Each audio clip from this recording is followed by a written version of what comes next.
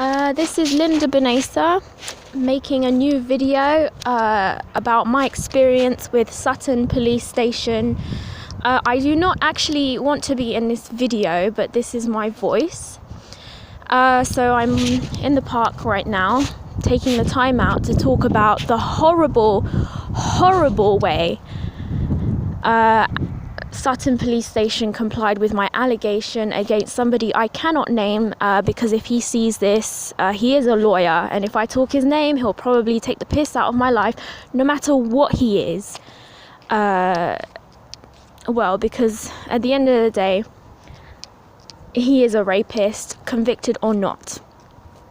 But I'll begin with, this case was actually a rape case.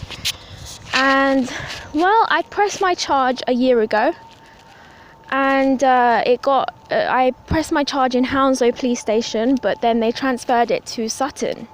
So I met the officer dealing with this allegation, who I actually will not name because he'll probably press charges for me talking about him. It wasn't a good meeting because when I sat down and he rolled the camera to start filming my video statement, I thought he was a normal guy, but then he stuck his middle finger up at me and put it on his forehead, basically to tell me, fuck you. He did that so confidently in front of the camera that was filming the whole situation. But I actually ignored that because I needed his help. So I just left it. I let him go with that. He also, a couple months later, he called me 6 times on my phone number. And 6 times he pretended he couldn't hear me. I thought, oh, that's weird. So I did, but didn't ignore that, because that's weird behavior. Like, I don't really ignore things like that, because that's very cryptic. So, I mean, I don't like to think police officers are corrupt, because I just don't have time for that. I'm not negative. Like, I don't dwell on things. I don't expect people to be a certain way. So I did, but didn't let go of that. But it was in the back of my head. I'll always remember it. So that was a weird thing. So when the 6 month point where my rapist was investigated, I met up with the officer dealing with my case, and he put his hands together and he told me, Linda, just move on, get a job. Just we can't actually take him to court. We don't advise it because, well, you left it a bit too long. And obviously my circumstances at the time, when I did get raped, I couldn't actually press charges because this guy had, he sold me for sex in his house. I had, it was a bad situation. I was facing homelessness and so on. I couldn't just press charges, otherwise I'd be homeless outside, waiting for the police to recover my life. But then what? Do you know what I mean?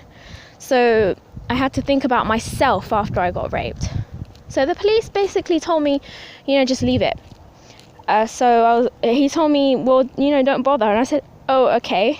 Because I understand that, because what am I going to do? Go to court with no evidence? What's going to happen is he said, she said, back and forth, over and over again. I understand what they meant there. So I'm going to explain police investigations to people, because they have to be aware of, dodgy coppers and, coppers who know people who might just take the piss and convict the wrong people just because, I don't know, for personal reasons. Maybe an officer will make your case their personal reason for just ruining you for some reason. Things happen, people are human. The police are not robot cops. Sometimes they will take the piss out of people for personal reasons of others or God knows what. So how police investigations work is 6 months is with the person accused of something. They will investigate them. Usually, they intercept phones and do things like that. And then when that's finished, they will spend 6 months with the person who's accusing the person of something wrong. So that person gets investigated. And, well, usually they stop there. If they're actually good cops, they will investigate you both and they will just acknowledge, okay, it's none of their business. Even if they actually feel a certain way, usually that shit stops. It does not go any further, and they cannot keep going after their warrant. But what I had experienced during my time under investigation for my own allegation was absolutely disgusting. The minute my 6 months started, when I was getting investigated, my phone was intercepted, which I understand they might have a warrant to do that.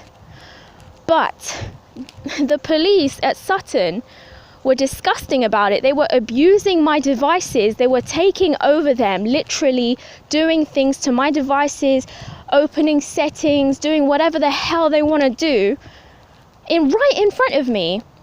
They would literally take over as if it was their device, which is actually a crime, which I could have reported to action fraud, but at the time I didn't know what the hell. But then things made sense to me because of, well, the officer who actually handled my case. He gave me cryptic symbolic messages. You know, he just couldn't help himself. He just told me things that actually I figured out as I was being tapped. So basically I got really pissed off because they were costing me money, and obviously I've been through things and I just got paranoid. Someone's just trying to ruin my life, which is correct. Always trust your instincts.